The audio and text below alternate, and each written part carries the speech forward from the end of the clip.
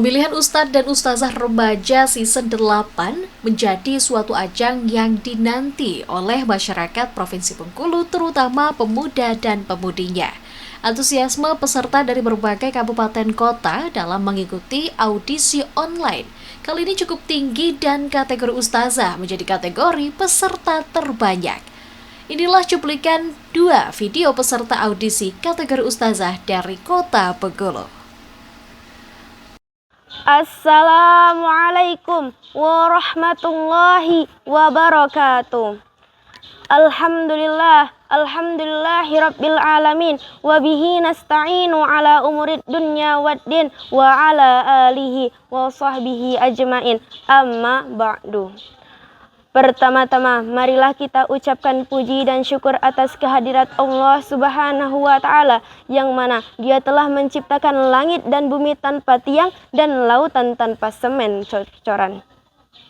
Salawat dan salam tak lupa kita sampaikan kepada Nabi besar kita yang katanya nggak pernah makan jagung tapi masih tetap disanjung, yang katanya nggak pernah makan jengkol tapi ilmunya tetap menonjol. Siapa lagi kalau bukan Nabi Muhammad Sallallahu Alaihi Wasallam? Beliau telah membawa kita dari alam jahiliyah menuju alam Islamiyah. Saya berdiri di sini dengan senang hati akan membawakan ceramah singkat yang berjudul Hari Kiamat. Allah Subhanahu wa Ta'ala telah menciptakan langit dan bumi beserta isinya, yang mana kita tak sanggup untuk menyamai kemampuannya yang amat luar biasa. Di dalam kehidupan yang fana ini, pastinya kita akan menemui hari kiamat, hari yang mana tak tahu kapan terjadinya, hari yang mana akan membinasakan seluruh makhluk, dan hari yang mana akan menghancurkan jagat raya. Allah Subhanahu wa Ta'ala telah berfirman di dalam surat Al-Qari'ah ayat 4 dan 5 yang berbunyi, A'udzu billahi minasyaitonir rajim. Bismillahirrahmanirrahim. Yauma yakunun nasu kal farashil mabsus wa takunul jibalu kal ihnil manfus, yang artinya pada hari itu manusia seperti laron yang berterbangan dan gunung-gunung seperti bulu yang dihambur-hamburkan. Shadaqallahul azim, shadaqallahul azim. Hadirin, hari kiamat patutlah kita imani karena telah tercetak jelas di dalam rukun iman yang kelima, yang mana wajib bagi setiap muslim untuk percaya dan mengimani hari kiamat. Sesungguhnya seburuk-buruknya makhluk adalah makhluk yang menemui hari kiamat. Hari kiamat amatlah dahsyat, hari kiamat amatlah pedih. Tanah yang kita pijak ini akan menjadi hamparan-hamparan tanpa arti. Dan apa saja tanda-tanda kehadiran hari kiamat? Diriwayatkan dari Hudzaifah bin Asad bersabda bahwa Nabi menemui kami ketika kami sedang bercerita tentang hari kiamat. Lalu beliau bersabda, hari kiamat takkan datang kepadamu sebelum kamu melihat 10 tanda, yaitu membumbungnya asap, datangnya Dajjal, berkeliarannya hewan melata, datangnya Ya'juj dan Ma'juj, terbitnya matahari dari arah barat, terjadinya 3 gerhana di sebelah timur, barat, dan jazirah Arab, dan Bismillahirrahmanirrahim. Assalamualaikum warahmatullahi wabarakatuh. Alhamdulillahi rabbil alamin. Assalatu wassalamu ala asrafil anbiya'i wal mursalin wa ala alihi wa sahbihi ajmain. Amma ba'du. Yang terhormat Dewan Juri yang ganteng serta arif dan bijaksana, dan para sahabat BTV yang dimuliakan oleh Allah Subhanahu wa Ta'ala. Yang pertama-tama, marilah kita panjatkan puja dan puji syukur kita atas kehadiran Allah Subhanahu wa Ta'ala, yang mana telah menciptakan langit tanpa tiang, bumi tanpa pondasi, serta luasnya lautan tanpa semen cor-coran. Dan yang kedua kalinya pula Tak lupa kita panjatkan salawat beserta salam kepada baginda besar kita, yakni Nabiullah Muhammad sallallahu alaihi wasallam. Baiklah para hadirin, berdirinya Ananda di sini ingin menyampaikan sebuah ceramah yang berjudul Apa Tujuan Hidupmu? Allah Subhanahu wa Ta'ala menciptakan kita sebagai manusia untuk hidup di muka bumi ini. Allah menciptakan alam semesta dengan segala isinya, seperti manusia, tumbuhan, binatang, dan lain sebagainya. Allah juga menakdirkan kita manusia menjadi seorang khalifah di muka bumi ini untuk memakmurkan kehidupan di atasnya serta memelihara peradaban dunia. Allah Subhanahu wa Ta'ala menciptakan kita manusia dalam bentuk yang paling sempurna, dan Allah juga memberikan manusia akal yang tidak dimiliki oleh makhluk yang lainnya. Para hadirin, sahabat BETV yang dimuliakan oleh Allah Subhanahu wa Ta'ala, penciptaan manusia ini memang sungguh sangat luar biasa, amazing para hadirin. Oleh karena itu, apapun yang dilakukan oleh seorang anak manusia hendaklah didasarkan dan disandarkan oleh petunjuk cahaya Allah yang telah diturunkan melalui Nabi dan Rasul. Allah Subhanahu wa Ta'ala berfirman, A'udzu billahi minasy syaithanir rajim. Bismillahirrahmanirrahim. Qul inna salati wa nusuki wa mahyaya wa mamati lillahi rabbil alamin. Yang artinya, katakanlah sesungguhnya salatku, ibadahku, hidupku dan matiku hanyalah milik Allah, Rabb semesta alam. Quran Surah Al-An'am ayat ke-6 halaman 162. Para hadirin sahabat BETV yang dimuliakan oleh Allah Subhanahu wa Ta'ala, jika ada seorang yang mengajukan pertanyaan, apa tujuan hidupmu? Lalu bagaimana kalian menjawabnya para hadirin? Apakah kalian akan menjawab tujuan hidup kalian di sini adalah ingin menjadi orang yang kaya raya serta memuaskan hawa nafsu kalian, dan kalian akan menjawab juga kalian hidup di dunia ini hanya ingin menjadi orang yang terkenal dan nama kalian selalu disanjung-sanjung dimanapun kalian berada. Na'udzubillahi summa na'udzubillahi min zalik.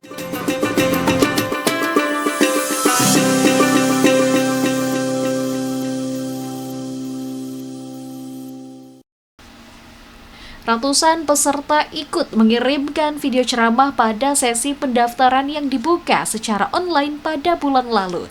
Dan peserta yang ikut mendaftar mulai dari kategori usia 12 tahun hingga dengan 19 tahun.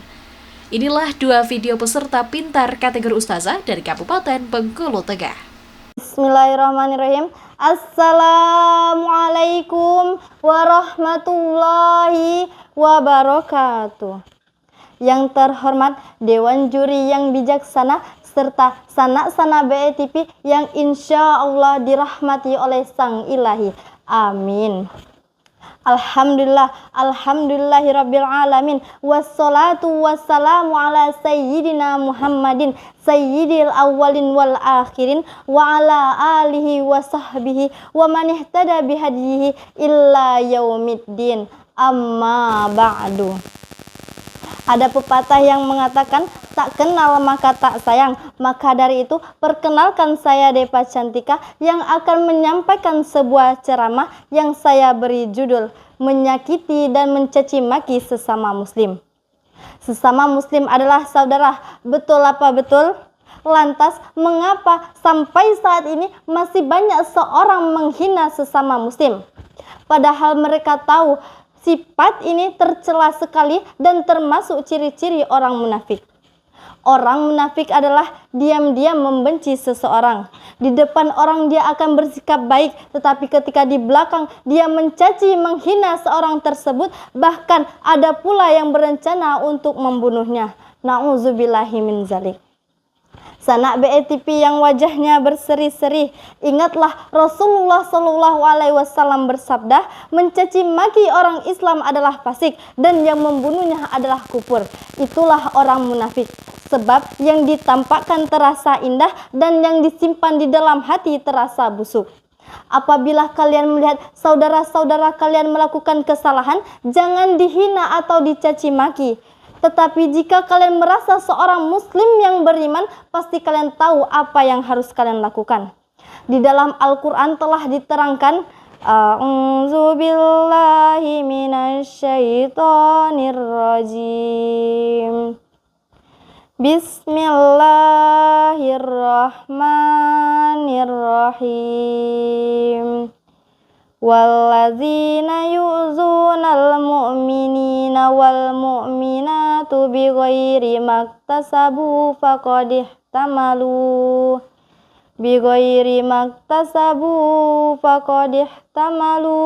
buhtanan wa ismam mubina.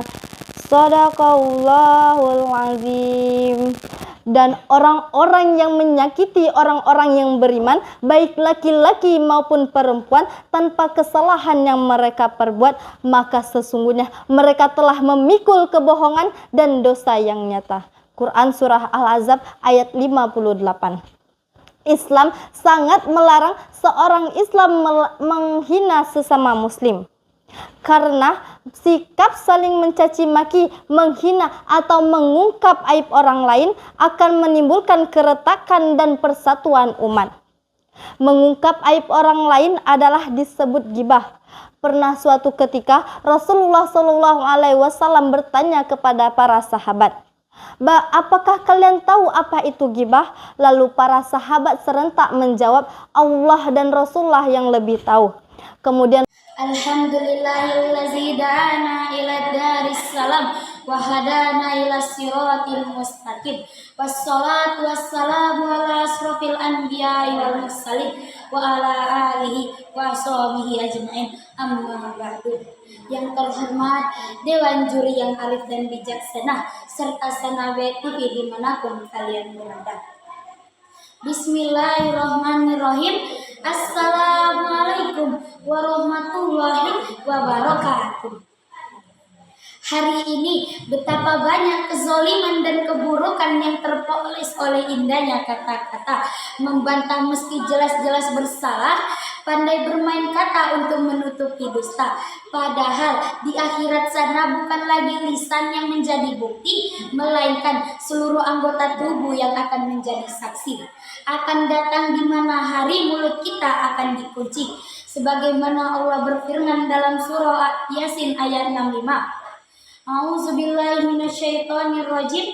Bismillahirrahmanirrahim.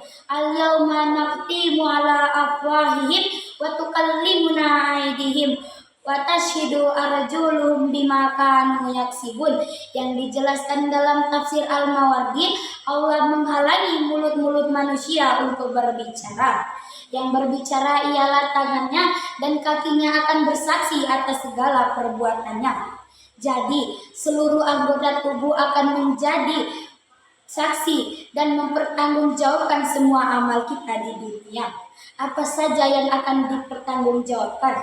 Yang pertama, karunia berupa panca indera yang dijelaskan dalam surah Al-Isra ayat 36.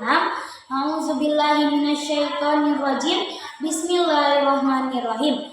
Wala taqfu ma laysa laka bihi ilmu. Innas sam'a wal barada wal fuada kullu ulaika kana anhu mas'ulah. Yang dijelaskan dalam tafsir Jalalain, panca indera termasuk hati akan ditanya apa yang telah diperbuat selama di dunia. Jangan sampai harusnya baca Al-Quran malah melihat kemaksiatan, harusnya mendengar ilmu kajian malah mendengar pergunjingan, harusnya melangkah ke tempat yang mulia malah melangkah ke tempat yang hina, harusnya rendah diri malah sombong, iri dan dengki. Nauzubillah summa nauzubillahi min zalik. Yang kedua, karunia berupa pencapaian hidup. Disebutkan dalam hadis riwayat Tirmizi, kedua kaki seorang hamba tidak akan beranjak dari tempat hisabnya pada hari kiamat hingga ia ditanya mengenai 4 hal. Yang pertama, umurnya, untuk apa ia habiskan, dan yang kedua, jasanya, untuk apa ia gunakan. Yang ketiga, ilmunya, apakah sudah ia amalkan, dan yang ketiga, hartanya, dari mana ia peroleh dan dalam hal apa ia belanjakan. Oleh karena itu, sahabat BTV, sadarilah karunia dari Allah dalam takwa, manfaatkanlah itu amanah, jangan sia-siakan. Hidup indah penuh dengan kebaikan. Think before acting.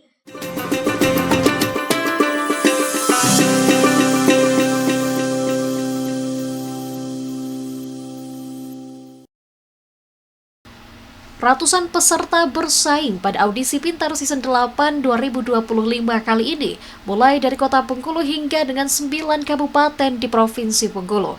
Dan pada episode kali ini, inilah 2 cuplikan video dari peserta kategori Ustazah Kabupaten Bengkulu Utara. Assalamualaikum warahmatullahi wabarakatuh. Alhamdulillahi rabbil alamin. Assalatu wassalamu ala asrafil anbiya'i wal mursalin wa ala alihi wa sahbihi rasulillahi ajma'in. Amma ba'du. Tak punya pacar, punyanya sahabat. Teman-teman, apa kabar? Apakah sehat semuanya? Alhamdulillah. Dewan Hakim yang arif dan bijaksana, yang memegang kunci keadilan. Semoga saya terpilih dalam seleksi kali ini. Dalam kesempatan yang indah ini, izinkan saya, Darsi, menyampaikan tausiah yang berjudul Membangun Generasi Muda yang Berdaya di Era 4.0. Berbicara mengenai 4.0 pasti identik dengan generasi muda yang hebat, luar biasa. Dikarenakan masa mudalah masa yang paling tepat untuk senantiasa taat kepada Allah Subhanahu wa Ta'ala. Hal ini seirama dengan apa yang dikatakan ulama tafsir Al-Quran, Syekh Abu Al-Biti Katsir, yang dinyatakan dalam kitabnya, bahwa masa mudalah masa yang penuh dengan kekuatan, yang sebelumnya diisi dengan masa yang penuh dengan kelemahan. Sehingga pantaslah proklamator kita, Insinyur Soekarno, juga pernah mengatakan, "Give me time, youth and will shake the world." Berikanlah kepadaku 10 orang pemuda, maka akan kuguncangkan dunia. Hadirin yang dirahmati Allah Subhanahu wa Ta'ala, masa 4.0 adalah kenikmatan dari Allah Subhanahu wa Ta'ala, di mana kita sebagai generasi muda dianugerahi bentuk pikiran yang maju ke depan. Mata dapat melihat masa depan, tangan dapat bersalaman meskipun berjauhan. Maka gunakanlah, wahai generasi muda, untuk menyempurnakannya, memanfaatkannya dengan baik dan benar. Namun justru akan sangat menyedihkan dan sangat mengkhawatirkan, di masa 4.0 ini tidak sedikit generasi muda yang menguasai dan istilahnya HP-nya bisa dilipat, rumahnya berpagar kawat, duitnya tidak bisa dilipat. Kalau haus, minumnya jus alpukat. Tetapi batinnya tersiksa, hatinya penuh dengan gejala, dikarenakan salah dalam menggunakan ilmu teknologi tersebut. Contohnya, mulai dari penggelapan aplikasi online sampai prostitusi online. Padahal Syekh Mustafa. Assalamualaikum warahmatullahi wabarakatuh. Alhamdulillahi rabbil alamin. Wassalatu wassalamu ala asrafil anbiya'i wal sayyidina wa maulana Muhammadin wa ala alihi wa sahbihi rasulillahi ajma'in. Amma ba'du. Yang terhormat segenap dewan juri yang arif dan bijaksana, serta teman-teman BTV seperjuangan. Baiklah, pada kesempatan ini saya akan membawa sebuah ceramah yang berjudul Ibadah yang tiada bandingnya. Penonton, oi penonton, ada yang tahu gak sih apa yang disebut dengan ibadah yang tiada bandingnya itu? Ya, yaitu ibadah puasa. Ibadah puasa adalah ibadah yang amat luar biasa. Namun sayangnya masih banyak dari kaum muslimin, terutama pemuda-pemudi di zaman sekarang yang belum mengetahui rahasia dan keutamaan ibadah puasa itu sendiri. Bahkan ketika menjelang bulan Ramadan masih banyak yang kurang semangat dalam menyambutnya. Karena apa? Karena mereka menganggap bahwa ibadah puasa itu beban berat dan kesulitan bagi mereka. Padahal nyatanya ibadah puasa itu adalah ibadah yang agung dan sangat luar biasa di mata Allah Subhanahu wa taala. Andaikan ya mereka mengetahui betapa agung dan sangat luar biasanya ibadah puasa itu, pasti mereka akan mengerjakan dan melaksanakan ibadah puasa itu dengan sebaik-baiknya.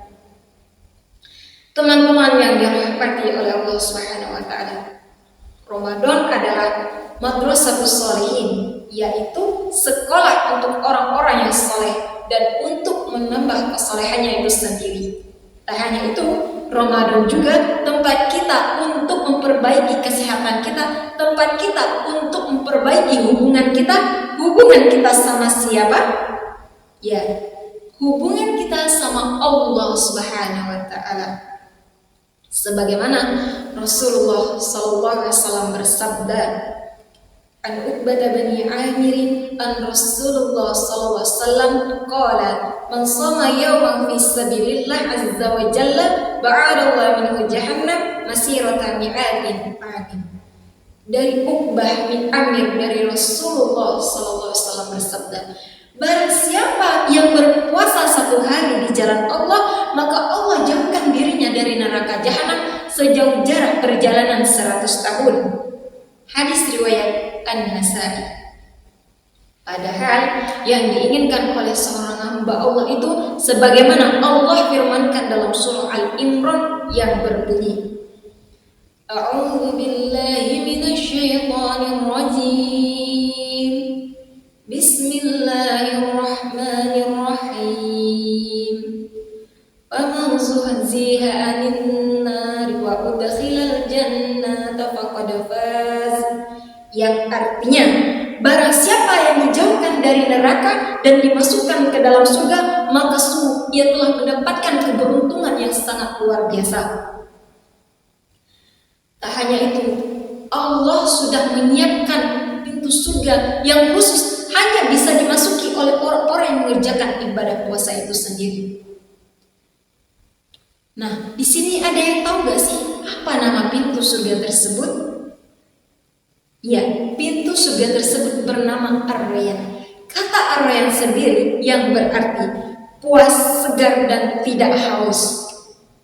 Saudara-saudara yang dirahmati oleh Allah Subhanahu wa taala, puasa adalah salah satu ibadah utama. Bahkan Allah telah menjanjikan memberi balasan yang amat luar biasa bagi orang-orang yang mengerjakan ibadah puasa itu sendiri.